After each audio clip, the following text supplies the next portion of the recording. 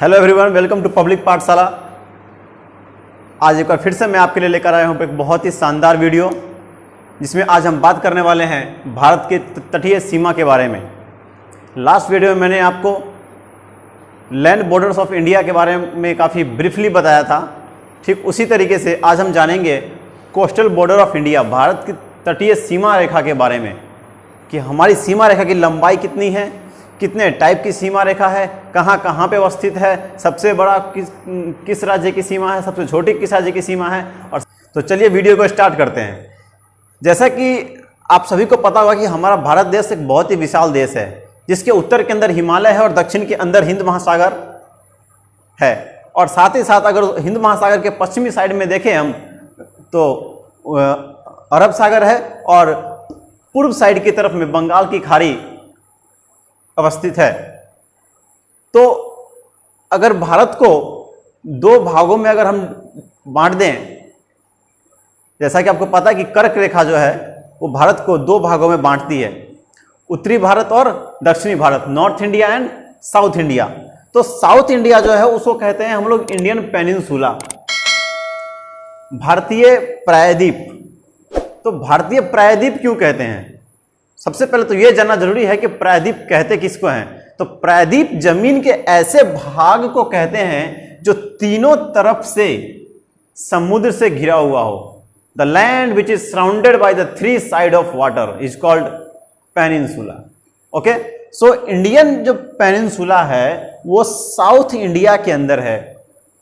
और जब पेनिनसुला होगा तो उसके थ्री साइड पे क्या होगा? ऑब्वियसली वाटर होगा। और जब वाटर होगा तो वाटर बॉडीज के कारण कोस्टल बॉर्डर बनेगा। वहां तो लैंड बॉर्डर हो नहीं सकता है, तो कोस्टल बॉर्डर बनेगा। तो कोस्टल बॉर्डर कितने टाइप का है हमारे यहाँ पर? हमारे कोस्टल बॉर्डर्स को हम लोग कितने टाइप में डिवाइड कर सकते हैं? तो सबसे पहले मैं आपको बताऊं कि भारत का जो कोस्टल बॉर्डर है उसको मेनली दो पार्ट्स में डिवाइड कर सकते हैं। एक पश्चिमी तटीय सीमा, वेस्टर्न कोस्टल बॉर्डर, और एक पूर्वी तटीय सीमा, ईस्टर्न कोस्टल बॉर्डर। ठीक है, इस साइड हो जाएगा वेस्टर्न कोस्टल बॉर्डर, ओके, और इधर हो जाएगा ईस्टर्न कोस्टल बॉर्डर। ठीक है, पश्चिमी तटीय सीमा है ये, और इधर पूर्वी तटीय सीमा है। पश्चिमी घाट के बाद जो क्षेत्र पड़ता है, ठीक है, वो तटीय सीमा बनाता है। इधर पूर्वी घाट के बाद में जो क्षेत्र आता है उससे हमारी पूर्वी तटीय सीमा, ईस्टर्न कोस्टल बॉर्डर बनता है। अब जो पश्चिमी तटीय सीमा है उसको कितने प्रकार में हम बांट सकते हैं? क्षेत्र के आधार पर यहां पर डिवीजन किया गया है। यहां पर जितने भाग, मैंने यहां पर इसको 5 भागों में बांटा है। अगर आप क्लास 9th की एनसीईआरटी को देखो, ठीक है, तो वहां पे जनरली 2 टाइप में ही डिवाइड किया गया है। लेकिन चूंकि मैं आपका स्टैंडर्ड थोड़ा सा हाई कर देता हूं, अगर हम एक हाई स्टैंडर्ड पे पहुंचते हैं, ठीक है, थोड़ा सा डीपली पढ़ने की अगर कोशिश करते हैं, तो वेस्टर्न कोस्टल बॉर्डर को 5 टाइप में डिवाइड कर सकते हैं अकॉर्डिंग टू इट्स रीजन, क्षेत्र के अनुसार। ठीक है, जैसे पहला में है कोस्ट ऑफ कच्छ, फिर है काठियावाड़ कोस्ट, फिर है कोकन कोस्ट, कोकन तट, फिर है कन्नड़ कोस्ट, कन्नड़ तट, फिर है मालाबार कोस्ट, मालाबार तट। अब इस तट के बारे में जानने से पहले एक और बात मैं आपको बता दूं कि भारत की जो तटीय रेखा की जो लंबाई है वो कुल लंबाई कितनी है। सो टोटल लेंथ जो है कोस्टल बॉर्डर का, कुल लंबाई वो कितनी है? तो ये है 7516.6 किलोमीटर, 7516.6 किलोमीटर लंबी हमारी तट रेखा है। लेकिन इस 7516.6 किलोमीटर लंबी तट रेखा में द्वीपों के द्वारा जो तट रेखा बनाई जा रही है उसकी लंबाई भी इसमें जोड़ी गई है। लक्षद्वीप और अंडमान निकोबार द्वीप का जो तटीय रेखा बना रहा है, ठीक है, उसकी लंबाई भी जोड़ी गई है। लेकिन अगर हम सिर्फ इंडियन मेनलैंड्स की बात करें, भारत की जो मुख्य भूमि है, कहाँ से स्टार्ट है, यहाँ से स्टार्ट है, गुजरात होते हुए ये पश्चिमी घाट, फिर कन्याकुमारी से होते हुए पूर्वी घाट के वेस्ट बंगाल तक। तो मेन लैंड जो की लंबाई जो है, मुख्य भूमि की लंबाई कितनी है, मुख्य भूमि की तट रेखा की लंबाई कितनी है,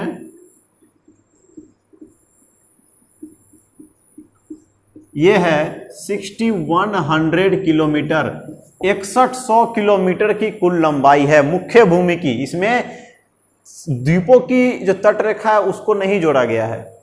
ठीक है, अगर आपसे क्वेश्चन पूछता है कि भारत के मुख्य भूमि की तट रेखा की लंबाई कितनी है, तब आंसर होगा 6100 किलोमीटर, 6100 किलोमीटर।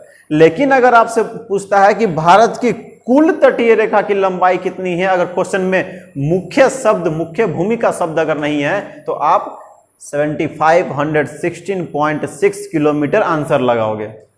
ठीक है, यहां तक क्लियर हो गया होगा।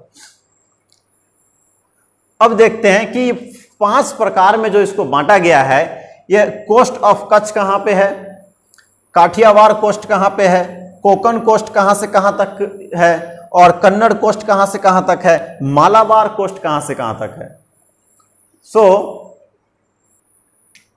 ठीक है, तो पहले बात करते हैं कोस्ट ऑफ कच्छ के बारे में। दोस्तों, जैसा कि मैंने आपको लास्ट वीडियो में रन ऑफ कच्छ के बारे में बताया था, है ना, और गल्फ ऑफ कच्छ के बारे में भी बताया था। ठीक है, तो ये जो एरिया है यहां से लेके और ये क्षेत्र, इस तरफ जो समुद्री सीमा है, ठीक है, इसको बोलते हैं कोस्ट ऑफ कच्छ। यह है कच्छ का तट। ठीक है,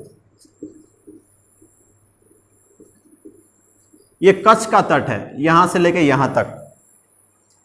दूसरा, अब बात करते हैं काठियावाड़ कोस्ट, काठियावाड़ कोस्ट के बारे में, या फिर काठियावाड़ तट अगर हिंदी में कहे तो काठियावाड़ तट को हम लोग सौराष्ट्र तट भी कह सकते हैं। और इसकी लंबाई कहां से कहां तक है, तो ये काठियावाड़ कोस्ट जो है ये यहां से स्टार्ट होता है और सौराष्ट्र का क्षेत्र होते हुए खंबात की खाड़ी से मुंबई तक, ये रहा मुंबई। ठीक है, सौराष्ट्र से लेके और मुंबई तक का जो तट है, सौराष्ट्र का क्षेत्र के साथ में खंबात की खाड़ी, नर्मदा के मुहाना, और उसके बाद महाराष्ट्र की राजधानी मुंबई तक का जो तटीय रेखा है उसको हम लोग बोलते हैं काठियावाड़ तट।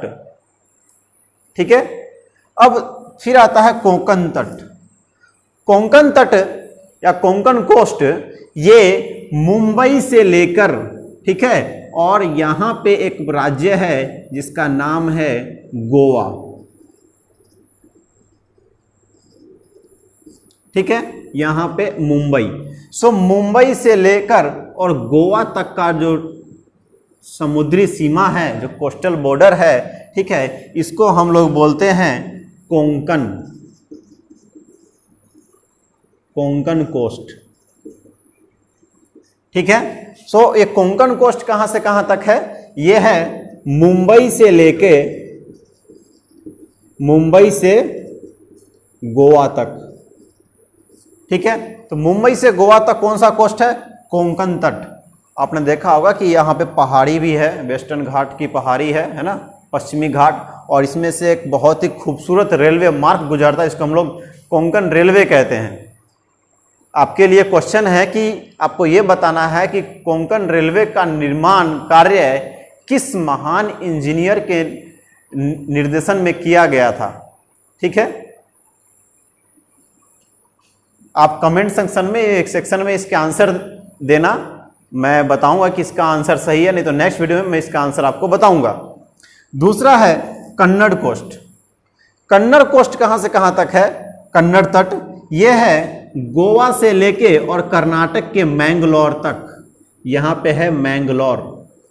ठीक है, ये कन्नड़ तट जो है ये कहां से कहां तक है, गोवा से मैंगलोर तक।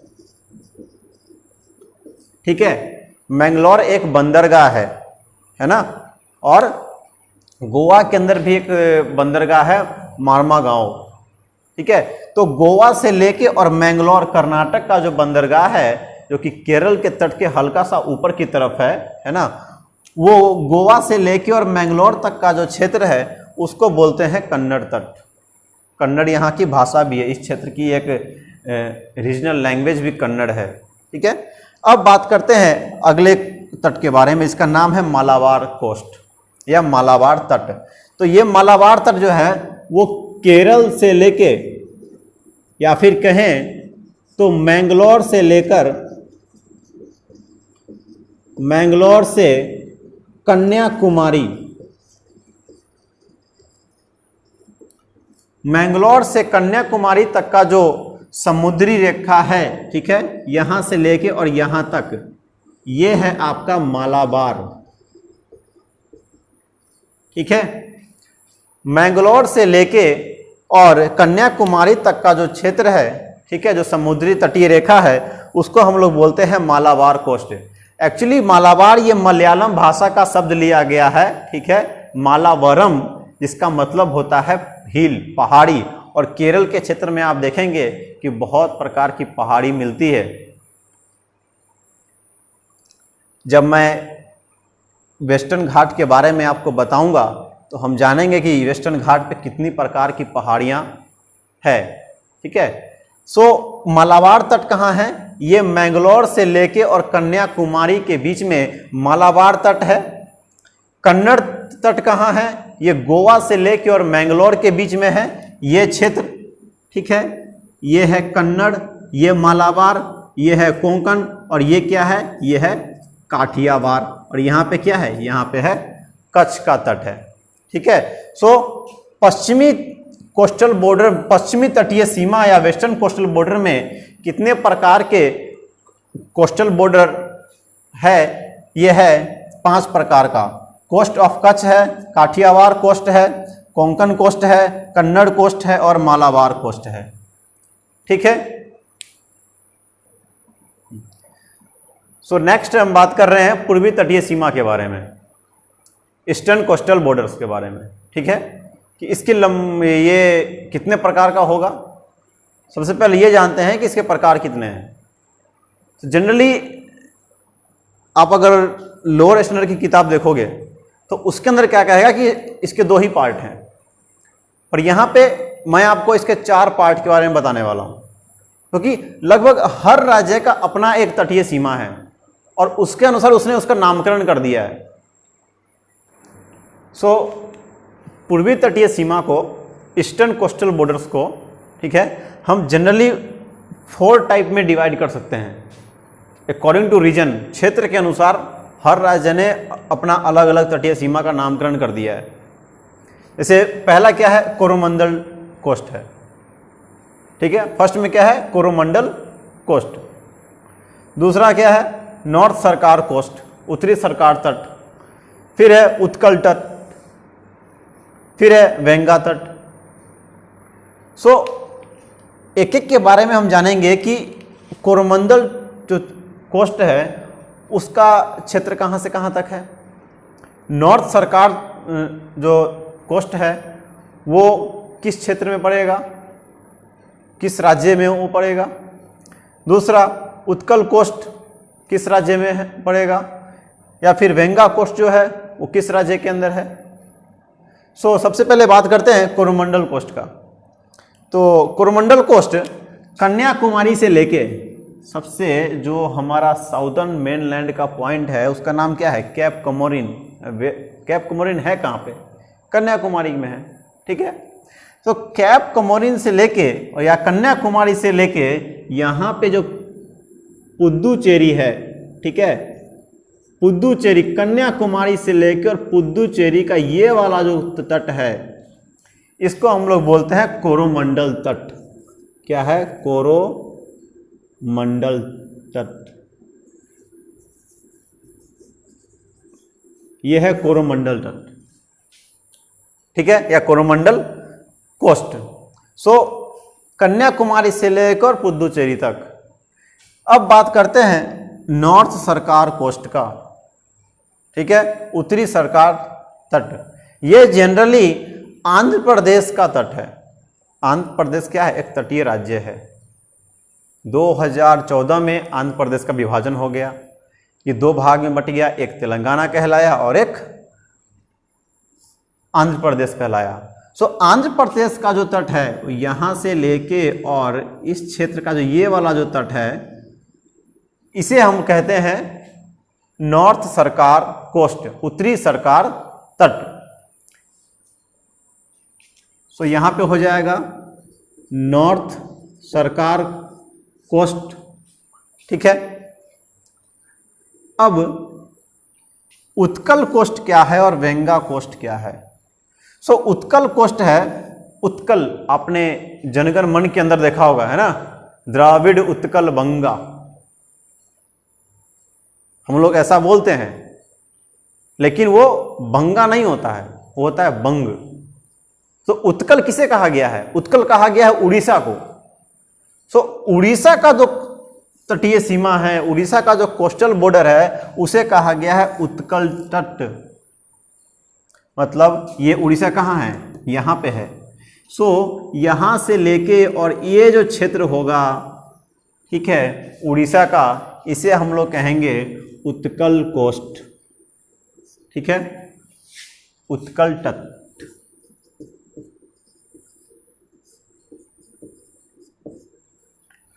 अब वेंगा कोस्ट क्या है? वेंगा तट। वेंगा कोस्ट है, बचा हुआ क्या क्षेत्र आ गया? बचा हुआ क्षेत्र किसका बचा? वेस्ट बंगाल का बचा। यहाँ पे ओडिशा है, ठीक है, यहाँ पे आंध्र प्रदेश है, यहाँ पे तमिलनाडु है, इधर केरला है, ये कर्नाटका है, ये गोवा है, यहाँ महाराष्ट्र है और ये गुजरात है, ठीक है। तो अब बच गया वेस्ट बंगाल। सो वेस्ट बंगाल का जो तट है उसे नाम दे दिया गया है वेंगा तट। वहां के लोग उसे इस नाम से जानते हैं, ठीक है। सो पूर्वी जो तटीय सीमा है हमारी, उसे किस नाम, उसको कितने पार्ट्स में बांट दिया गया है? क्षेत्र के अनुसार 4 भाग में बांट दिया। Coromandel coast, north Sarkar coast, Utkal coast, Vanga coast. अब इसमें से सबसे लंबी किसकी है सीमा रेखा? तो सबसे लंबी जो तटीय सीमा रेखा है इसके अंदर है आंध्र प्रदेश की। आंध्र प्रदेश की जो तटीय सीमा रेखा है, पूरा की बात नहीं कर रहा हूं, सिर्फ पूर्वी तटीय सीमा की। अगर पूर्वी तटीय सीमा में आपसे पूछे कि पूर्वी तटीय जो राज्य हैं जो भारत के तटीय सीमा के पूर्व की तरफ हैं, मतलब पूर्वी घाट की तरफ, ठीक है, जो समुद्र से लगा हुआ जो राज्य है उसमें सबसे लंबी तटीय सीमा किस राज्य की बनती है? तो आपका आंसर होगा आंध्र प्रदेश, ठीक है। और इसकी लंबाई कितनी है? सो आंध्र प्रदेश का जो तटीय सीमा है इसकी लंबाई है 973 किलोमीटर, ठीक है। उसके बाद स्थान आता है तमिलनाडु का जो है 960 किलोमीटर। तो जनरली आपको फर्स्ट और सेकेंड ही ध्यान रखना है, ठीक है, उतना ज़्यादा नहीं पूछता है एग्जाम में, सबसे छोटा या सबसे बड़ा, ठीक है, फर्स्ट और सेकेंड पोजीशन तक का और बॉटम से याद रखिए, काफ़ी है।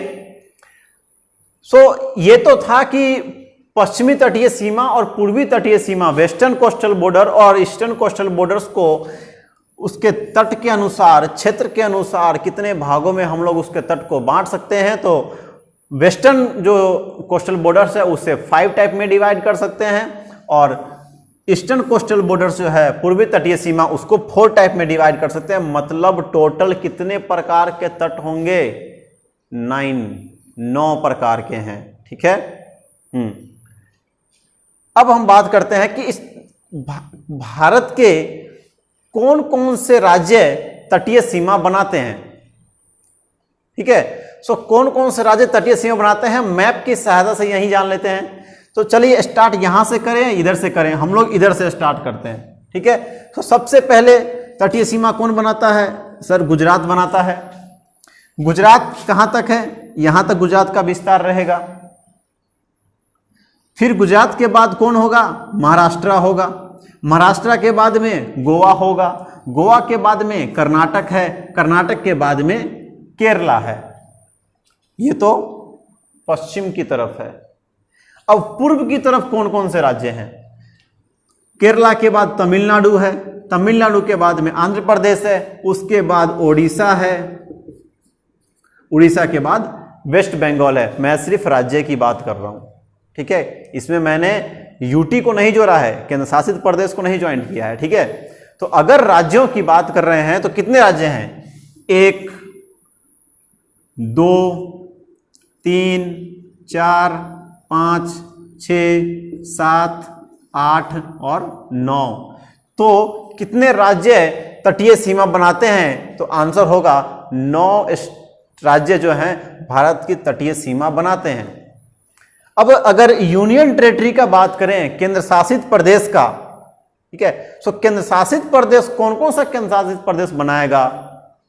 तो तटीय सीमा में तो द्वीप भी तो माना जाएगा ना। तो एक तो लक्षद्वीप है, यहां पे लक्षद्वीप है, और इधर ये जो अंडमान एंड निकोबार द्वीप है, अंडमान एंड निकोबार, ये भी तो तटीय सीमा बनाएगा। बिल्कुल बनाएगा। और इस क्षेत्र पे जो दमन एंड दीव है, ये भी तो तटीय सीमा बनाएगा ना। बिल्कुल बनाएगा सर। सो यहां पे दमन एंड दीव हो जाएगा, ठीक है। दमन दीव एक बनाया, ठीक है। दूसरा लक्षद्वीप बनाया,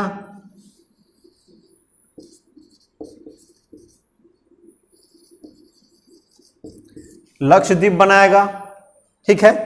तीसरा कौन बनाएगा? तो सर ये पुद्दुचेरी भी तो बनाएगा। पुद्दुचेरी का एक जिला यहां पे है, दूसरा जिला आंध्र प्रदेश में है, ठीक है। तीसरा तमिलनाडु के अंदर है, चौथा जिला केरला की तरफ है।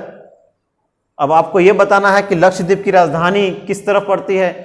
सॉरी, पुद्दुचेरी की जो राजधानी है, पुद्दुचेरी का, मैं करेक्ट कर रहा हूं अपने आप को, पुद्दुचेरी के 4 जिले हैं। एक आंध्र प्रदेश में है तट पे, ठीक है, एक तमिलनाडु के तट पे है, एक खुद पुद्दुचेरी यहां पे है, ठीक है, और दूसरा एक केरला के तट पे है। तो 4 जिले अलग अलग क्षेत्रों के अंदर है। अब आपको यह बताना है कि किस तटीय सीमा में पुद्दुचेरी का राजधानी स्थित है, और उसकी राजधानी का नाम क्या है? माहे राजधानी का नाम है। और यह पश्चिमी सीमा तटीय सीमा में है या पूर्वी तटीय सीमा में है, यह बताना है आपको, ठीक है। तो पुद्दुचेरी भी तो एक केंद्र शासित प्रदेश है ना, यह भी बनाएगा। और अंडमान एंड निकोबार भी तो बनाएगा। सो केंद्र शासित प्रदेश कितने हो गए? 4, 1 2 पुद्दुचेरी 3 और अंडमान निकोबार 4। समझ में आया? सो कितने राज्य हैं जो कि तटीय सीमा बनाते हैं? तो पहला राज्य, अगर हम यहां से स्टार्ट करें तो पहला राज्य कौन हो जाएगा? गुजरात है। दूसरा राज्य क्या है? महाराष्ट्र है। तीसरा क्या है? गोवा है। चौथा कौन सा है? कर्नाटका है। पांचवा क्या है? केरल है। छठा तमिलनाडु। सातवां क्या है? आंध्र प्रदेश। आठवां क्या है? ओडिशा। और नौवां क्या है? पश्चिम बंगाल। सो ये 9 राज्य जो हैं भारत के, वो तटीय सीमा रेखा बनाते हैं, ठीक है। कुछ राज्य जो हैं इस तरफ के जो राज्य हैं, ठीक है, इस तरफ के राज्य अरब सागर के साथ बनाते हैं। अरब सागर से लेकर और हिंद महासागर के जहां तक छूता है कन्याकुमारी में, वहां तक बनाते हैं। और इस तरफ के जो 4 राज्य हैं, ये बंगाल की खाड़ी के साथ बनाते हैं, ठीक है। इसीलिए मैंने ऑलरेडी इसको अलग अलग लिख दिया है ताकि आपको आसानी से समझ में आ जाए, ठीक है। अब केंद्र शासित प्रदेश में क्या हो, कौन कौन सा बनाता है? तो सर एक दमन द्वीप बनाता है। अगर यूटी में देखें, पहला दमन द्वीप बनाएगा, दूसरा लक्षद्वीप बनाएगा, तीसरा पुदुचेरी बनाएगा, और चौथा अंडमान और निकोबार द्वीप समूह बनाएगा। ठीक है, अंडमान और निकोबार द्वीप समूह जो है ये 4 केंद्र शासित प्रदेश और 9 राज्य भारत की कुल तटीय सीमा रेखा बनाते हैं, जिसकी लंबाई है 7516.6 किलोमीटर की लंबाई है। बहुत खूबसूरत तटीय सीमा रेखा है। अगर आप में से कोई अभी अगर गया हो तब गोवा के बीच देखो, मुंबई का बीच देखो, ठीक है, इधर मरीना बीच देखो तमिलनाडु का, ठीक है। तो ये काफ़ी खूबसूरत और पर्यटक का एक बहुत बड़ा क्षेत्र है, और इस तटीय सीमा की मिट्टी जो है वो काफ़ी ज़्यादा उपजाऊ है, इसीलिए इस जगह पे धान की खेती बहुत ज़्यादा पैमाने पर की जाती है, या इसके आसपास जो पहाड़ी है वहाँ पर मसालों की खेती की जाती है, चाय की खेती की जाती है, कॉफ़ी की खेती की जाती है। सो इसीलिए कहते हैं जो तटीय भाग हैं भारत के उसको धान का कटोरा कहते हैं। बहुत ज़्यादा मात्रा में धान होता है। अब साउथ के लोगों को देखना हर चीज़ के साथ चावल खाते हैं, क्यों? क्योंकि उधर चावल ही होता है। 9 राज्य और 4 केंद्र शासित प्रदेश भारत की तटीय सीमा रेखा का निर्धारण करते हैं। अब अगर सभी राज्यों में देखें, ठीक है, सभी राज्यों में अगर हम देखें तो सबसे लंबी, सिर्फ राज्य की बात कर रहा हूं, सबसे लंबी तटीय सीमा रेखा किस राज्य की है? तो गुजरात की है। गुजरात की तटीय सीमा रेखा सबसे लंबी है, और इसकी लंबाई कितनी है? इसकी लंबाई है 1214.7 किलोमीटर की लंबाई है इसकी, गुजरात की तटीय सीमा की। लेकिन अगर इसमें द्वीप समूह को भी हम लोग मिला दें, ठीक है, अगर ओवरऑल देखते हैं कि सबसे लंबी तटीय रेखा किसकी है, तो सबसे लंबी तटीय रेखा है अंडमान और निकोबार द्वीप समूह की। इसकी लंबाई है 1962 किलोमीटर, ठीक है, 1962 किलोमीटर की कुल लंबाई है अंडमान और निकोबार के द्वीप समूह की जो तटीय सीमा है उसकी। और अगर लक्षद्वीप की तटीय सीमा की बात करें, लक्षद्वीप की है 132 किलोमीटर की। अब राज्यों में, अगर राज्यों में बात करेंगे सबसे छोटी तटीय रेखा किस राज्य की है, तो हमारा आंसर होगा गोवा, ठीक है, ये सबसे छोटा है। और इसकी लंबाई कितनी है? गोवा की जो तटीय रेखा है उसकी लंबाई है सिर्फ 101 किलोमीटर लंबाई है। आपको दिख रहा होगा यहाँ पे 101 किलोमीटर की लंबाई गोवा के तटीय सीमा की है, ठीक है। और अगर संपूर्ण भारतीय क्षेत्र, इसमें द्वीप समूह भी और राज्य भी शामिल है, अगर संपूर्ण भारतीय तटीय सीमा में आपसे पूछे कि सबसे छोटी तटीय, अगर संपूर्ण भारतीय क्षेत्र, इसमें द्वीप समूह भी और राज्य भी शामिल है, अगर संपूर्ण भारतीय तटीय सीमा में आपसे पूछे कि सबसे छोटी तटीय सीमा किस राज्य की है, तो हमारा आंसर होगा दमन एंड दीव, ठीक है। दमन एंड दीव की जो तटीय सीमा है वो सबसे छोटी है, और ये है सिर्फ 32 किलोमीटर की। कितनी है? 32 किलोमीटर की तटीय। अगर ओवरऑल बात करें 9 राज्य और 4 केंद्र शासित प्रदेश में कि कौन सा क्षेत्र जो है वो भारत की सबसे छोटी तटीय सीमा बनाता है, तो आपका जवाब होगा दमन एंड दीव, और ये बनाता है सिर्फ 42 किलोमीटर लंबी तटरेखा बनाता है, ठीक है। उम्मीद है कि आज का वीडियो जो है वो आपको काफी पसंद आया होगा। अगर आपको ये वीडियो पसंद आता है तो इसे ज़्यादा से ज़्यादा शेयर करें, लाइक करें, कमेंट करें। और अगर इस सब्जेक्ट से रिलेटेड आपको हिस्ट्री में, सिविक्स में, ज्योग्राफी में, फिजिक्स में, केमिस्ट्री में, इकोनॉमिक्स में अगर किसी भी प्रकार की अगर दिक्कत है तो आप कमेंट सेक्शन में लिखें, मैं आपकी दिक्कत को सोल्व करने का प्रयास करूंगा, ठीक है। तो ज़्यादा से ज़्यादा शेयर करें, सब्सक्राइब करें। Thank you.